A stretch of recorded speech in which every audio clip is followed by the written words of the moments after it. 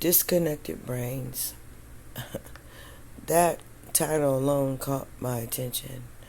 And uh, the rest of the title, Disconnected Brains, How Isolation Fuels Opioid Addiction. And I thought, you know what, I want to take a look at this. You know what I'm saying? Because we've been through isolation due to the COVID that they made up. It was coronavirus at first, and then once you were smart enough to know that coronavirus is on Lysol, Pine Sol, and every other shit, and is known as the common cold in the American Medical Dictionary, they changed it to COVID. But I wanted to let you know, like, how they've always studied the human. This video is from like 7 years ago, and they're showing you how isolation affects the human and make them run to things that take them away from reality. It's called disconnected brains. You know, and that hit me, you know, right in my heart. They have been disconnecting the human from truth from birth here. We are met here, like I always say, with a shot or a fork, you know, to disillusion us, to make us docile, domesticated for here. They have always done things against us, abusing their free will and taking our free will. Because here we don't have no, I mean, like, we can have free will, but all the choices here are fuckery, because it's ran by the fallen. But this caught my eye, so let's take a look at it.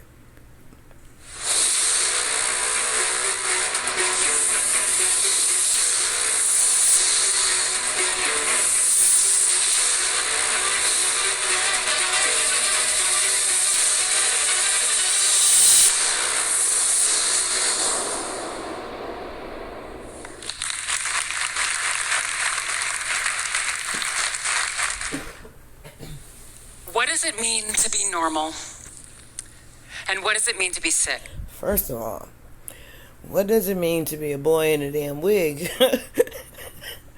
Because as soon as this one started talking, I was looking at the throat. So, have y'all like me? Y'all looking at the throat, the hair, the body, every damn thing. Alright, so I'm like, what does it mean to be a boy in a wig? Alright, let's continue. I've asked myself this question from the time I was about 7 when I was diagnosed with Tourette syndrome. Tourette's is a neurological disorder characterized by stereotyped movements I perform against my will called tics.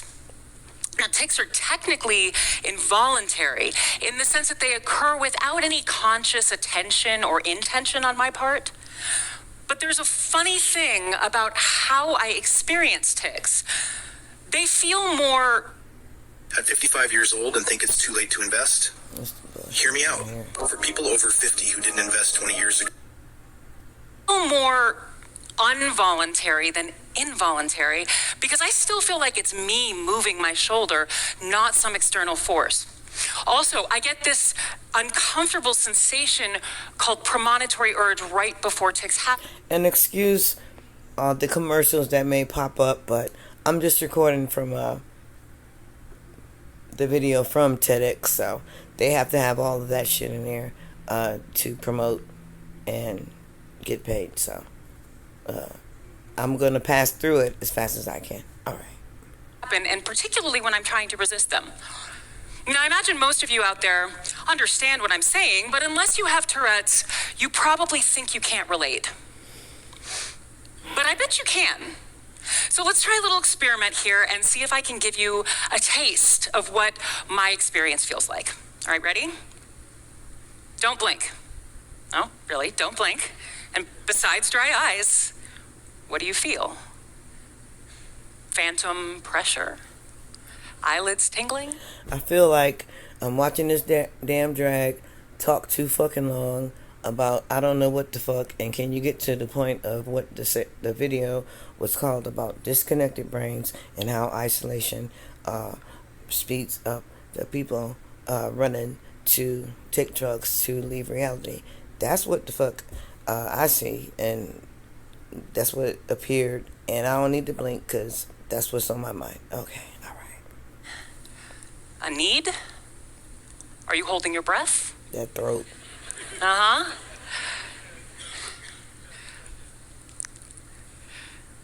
That's approximately what my tics feel like.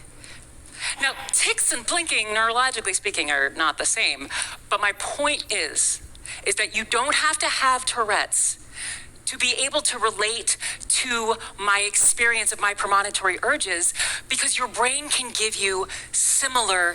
And, okay, that part I understand, because I don't need no damn Tourette's to go off and speak against dumb shit that I see, and shit that don't make any fucking logical sense in my brain whatsoever.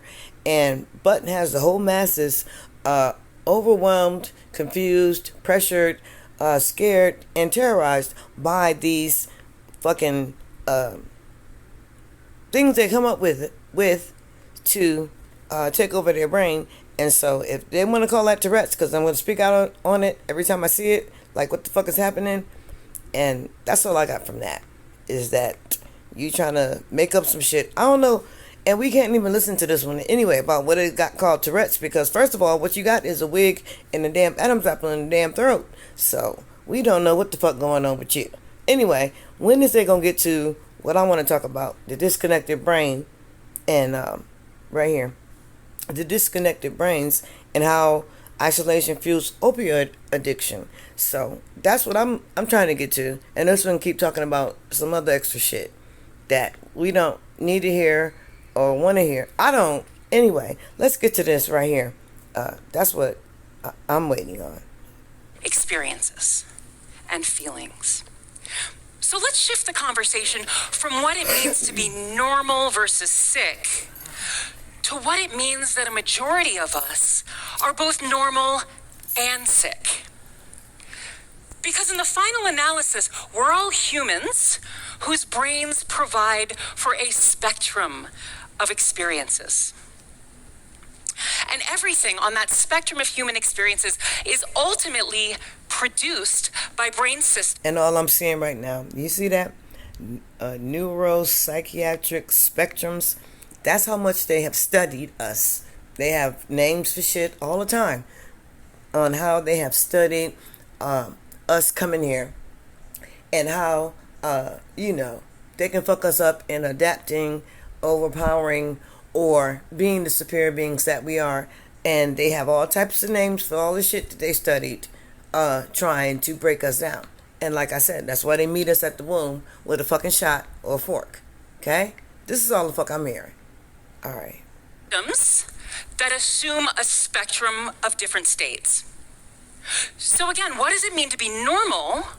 And what does it mean to be sick when sickness exists on the extreme end of a spectrum of normal? What does it mean to be normal or sick in hell, where the fallen are ruling? Okay, what is that spectrum on? Okay. As both a researcher who studies differences in how individuals' brains wire and rewire themselves, and as a Tourette'er with other related diagnoses, I have long been fascinated by failures of self-regulation on the impulsive and compulsive behavioral spectrums, because so much of my own experience of my own body and my own behavior has existed all over that map. We cannot relate to the experiences of this one's body and whatever the fuck is talking about the body and what it's inhabiting and what it's doing, because it's a boy in a wig with a damn Adam's apple. So we cannot relate as humans on earth in our natural born genders, and proud of that. We cannot relate. We can just keep listening to this one, and hopefully it will get to the topic that I'm going to get to. Okay. So with the spotlight on the opioid crisis, I've really found myself wondering lately, where on the spectrum of involuntary behavior Do we put something like abusing opioid painkillers or heroin? Big ass feet. By now, we all know that the opioid crisis and epidemic is out of control. 91 people die every day in this country from overdose. And between 2002 and 2015, the number of deaths from heroin increased by a factor of 6. And something about the way that we treat addiction isn't working, at least not for everyone. Relapse rates among heroin users exceed 59% within the first week and are about 80% within the first month.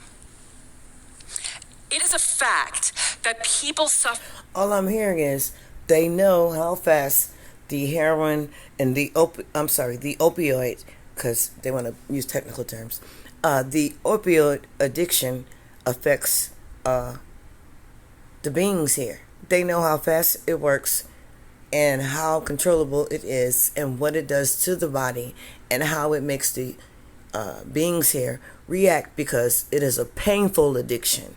If it is not fed with the drug, the being's vessel, the bodies, go through actual fucking pain. So that's all I'm hearing when this one right here is explaining this right here. And wanted to hurry up and get to the part of how they use this in the isolations. Suffering from addiction have lost free will when it comes to the... Thank you.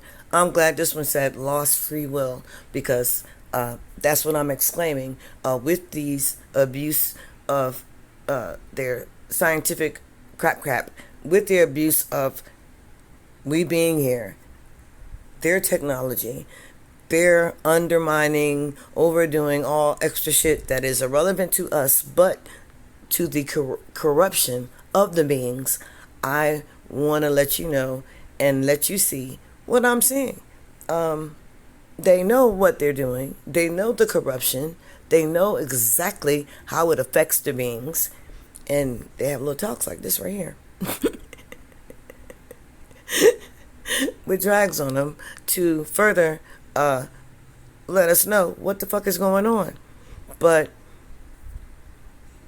due to the shots at the womb and all of the other brain numbing shit that they give us, we look at this as educational, and oh, they're helping us, and oh, they're showing us how they're helping humanity, and all I see is they're showing us how they're fucking over the beings and the choices and the free will of the beings. Okay. Their behavior around drugs, alcohol, food, or other reward system stimulating behaviors. That addiction is a brain-based disease state is a medical, neurobiological reality.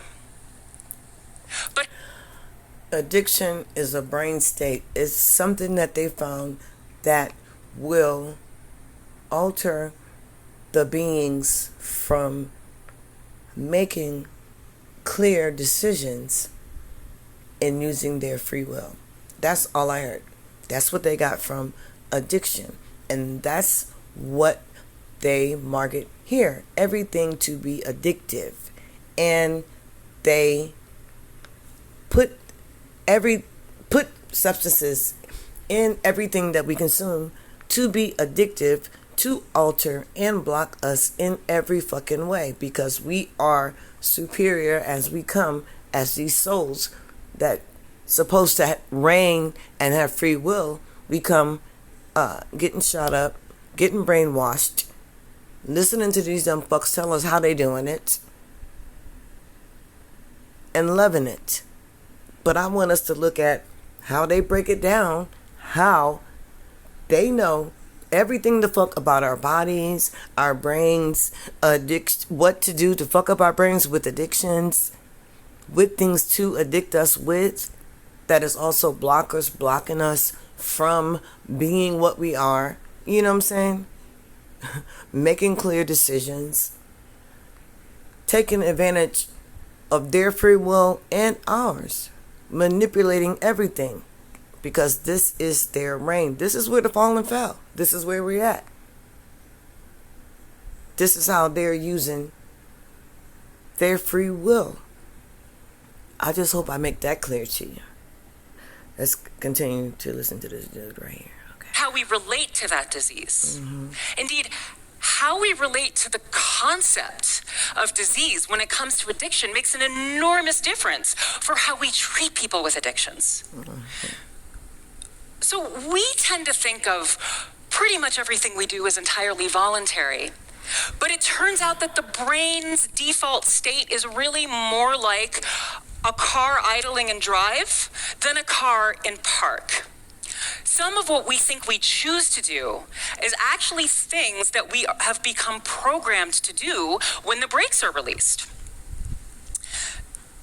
Have you ever joked that your brain was running on autopilot? Well, guess what? It probably was. Okay?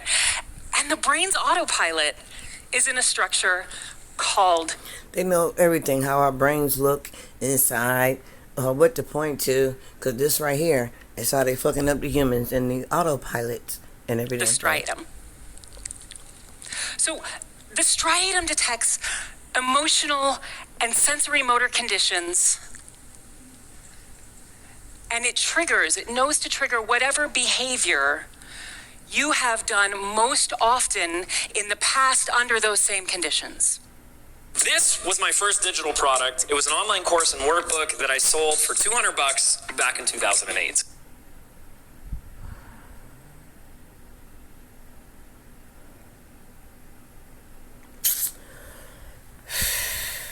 Fuck all this shit. See what I'm saying? Do you know why I became a neuroscientist? Because I wanted to learn what made me tick. Because you was a dude in the wig and they had a set plan for you. When they changed you into a dude, you had knowledge, and evidently they didn't shoot your brain up with what stopped you from being whatever doctoral shit that they needed in order to further fuck up the beings. So, neuro, whatever the fuck this one said, that's what it became. Thank you. I've been wanting to use that one in front of an audience for years. So in graduate school, I studied genetic factors that orchestrate wiring to the striatum during development. And yes, that is my former license plate. And for the record, I don't recommend any PhD student get a license plate with their thesis topic printed on it unless they're prepared for their experiments not to work for the next 2 years. I eventually did figure it out. So my experiments were exploring how miswiring in the striatum relates to compulsive behaviors, meaning behaviors that are coerced by uncomfortable urges you can't consciously resist. So I was really excited when my mice developed this compulsive behavior where they were rubbing their faces and they couldn't seem to stop even when they were wounding themselves. Okay, excited is the wrong word. Okay, I actually felt terrible for them. I don't know. Right now, when I think about these mice, do mice mean like, an inch of mankind, an inch of man, an inch of our DNA? I don't know. So that's why they always throwing up shit that they always talking about. They experiment on the damn mice, and they putting like quarter of an inch of whatever the fuck it is going on in the mice. I don't know what the fuck they keep throwing up mice to us for all the time, because we not no damn mice. But I'm trying to break down because they so sneaky and deceptive and always coming up with dumb shit. So is mice like the inch of the DNA of the man? And then y'all dropping in a quarter of the inch of the fucking shit y'all coming up with in the mice and see how it reacts? And then y'all know how it will react in us. Once you double whatever the fuck you doing. This is the shit that hits my brain. Okay. I thought that they had tics, evidence of striatal miswiring. And they were compulsive. But it turned out, on further testing, that these mice showed an aversion to interacting and getting to know other unfamiliar mice, which was unusual. It was unexpected. The results implied that the striatum, which for sure is involved in compulsive spectrum disorders, is also involved in human social connection and our ability to, not human social connection, but our ability to connect. So I delved deeper into a field called social neuroscience. And that is a newer interdisciplinary field, and there I found reports that linked the striatum not just to social anomalies in mice, but also in people. As it turns out, the social neurochemistry in the striatum is linked to things you've probably already heard of, like oxytocin, which is that hormone that makes cuddling feel all warm and fuzzy. But it also implicates signaling at opioid receptors. There are naturally occurring opioids in your brain that are deeply linked to social processes. Experiments with naloxone, which block opioid receptors, show us just how essential this opioid receptor signaling is to social interaction. When people are given naloxone, it's an ingredient in Narcan that reverses opioid overdoses to save lives. But when it's given to healthy people, it actually interfered with their ability to feel connected to people they already knew and cared about. Okay, so something about not having opioid receptor binding makes it difficult for us to feel the rewards of social interaction. Now, for the interest of time, I've necessarily gotten rid of some of the scientific details, but briefly, here's where we're at. The effects of social disconnection through opioid receptors, the effects of addictive drugs, and the effects of abnormal neurotransmission on involuntary movements and compulsive behaviors all converge in the striatum. And the striatum has been deeply linked with loneliness. When we don't have enough signaling at opioid receptors, we can feel alone in a room full of people we care about and love who love us. Social neuroscientists like Dr. Cacioppo at the University of Chicago have discovered that loneliness is very dangerous. Okay, it increases the risk of early death even more than chronic excessive alcohol consumption. And all I heard is they already knew when they isolated the beings that it would cause death at a higher rate than any shit that they could ever come up with.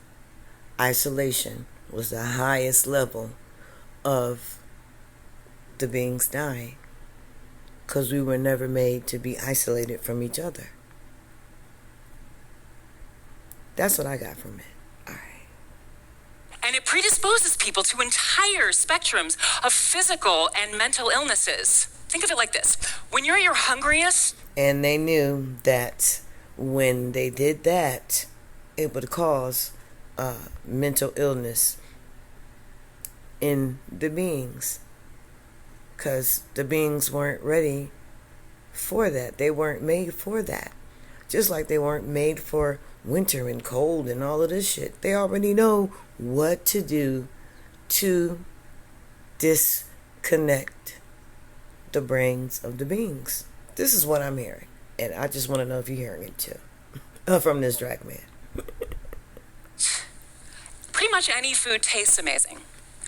Right? So similarly, loneliness creates a hunger in the brain, which neurochemically hypersensitizes our reward system.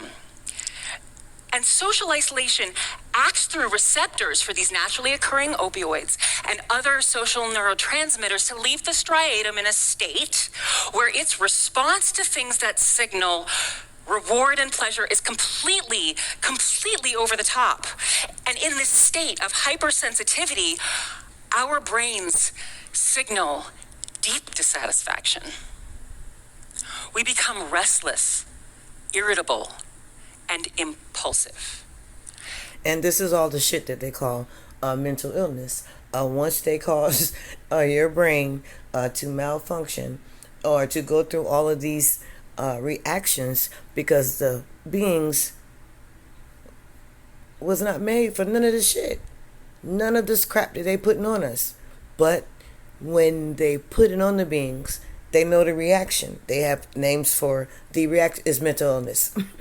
They call it mental illness because you're reacting. You're a soul being and you're reacting to what the fuck they doing. And they know how you're going to react. And you know what they got for you? They have more medication and more pills to help you in your reactions. So you stay stuck in your reactions. You know, if the initial opioids don't already kill you. This is all the fuck what I'm hearing. And I just want to see if you can hear it too. And that's pretty much when I want you to keep the bowl of Halloween chocolate entirely across the room for me because I will eat it all. To be so for real, last year was kind of a lot for me. I was just feeling kind of like burned out and I'll eat it all. I will. And that brings up another... And they try to put humor in it, and I don't see any justification for humor when you're telling me how you are manipulating and destroying the beings. So this is all the fuck I hear. So I don't see a mood for jokes and what the fuck you eating about a chocolate. Okay. Other thing that makes social disconnection so dangerous. If we don't have the ability to connect socially, we are so ravenous for our social neurochemistry to be rebalanced, we're likely to seek relief from anywhere. And that's exactly what they count on. Okay? They know when they isolate the beings that it is critical. It is fatal. The beings, we are made to be together. We are a herd.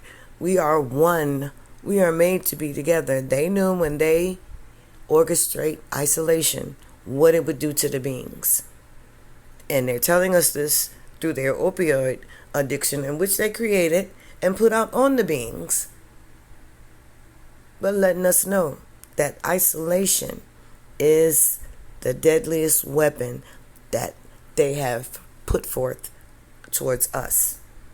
And the drugs and every other thing that they have available for us to cope with that, because we break down with their quote unquote mental illness because of the isolation, is what I'm hearing. That's all I'm hearing. Anywhere is opioid painkillers or heroin. It is going to be a heat-seeking missile for our social reward system. And you hear that? A heat-seeking missile for when they drop the isolation on the beings.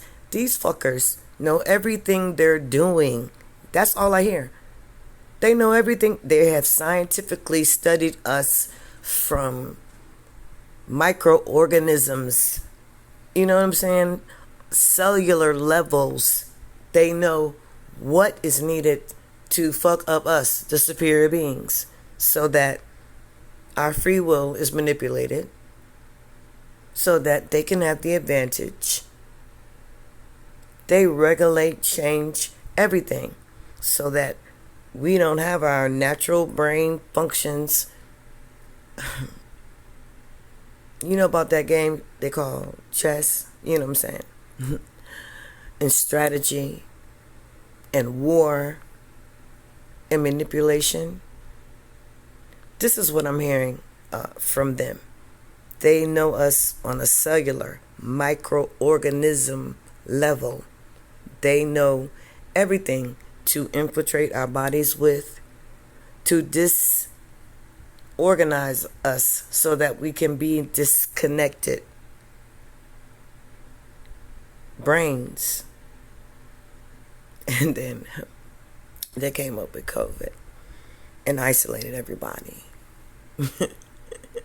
And then shot them up with some extra shit. And I just want you to think about that. How they manipulate the beings. They shot them up with some extra shit. And where we are now, with that going on, the isolation, we still see people still affected by that isolation. They're still walking around in masks. They're still saying dumb shit about personal space and all this dumb shit. They know exactly what they're doing. That's all I hear when I hear them talking. I want you to hear what they're really saying. they're saying and they're telling you how they manipulate us, the superior beings coming with free will, how they're manipulating that. They're wicked. They're manipulating and abusing their free will, and they're manipulating and abusing our free will. I hope you get that from this. And I'm going to end this video right now because I'm tired of these commercials. But I love y'all. Y'all be safe out here. Is it any wonder people in today's world are becoming addicted so easily?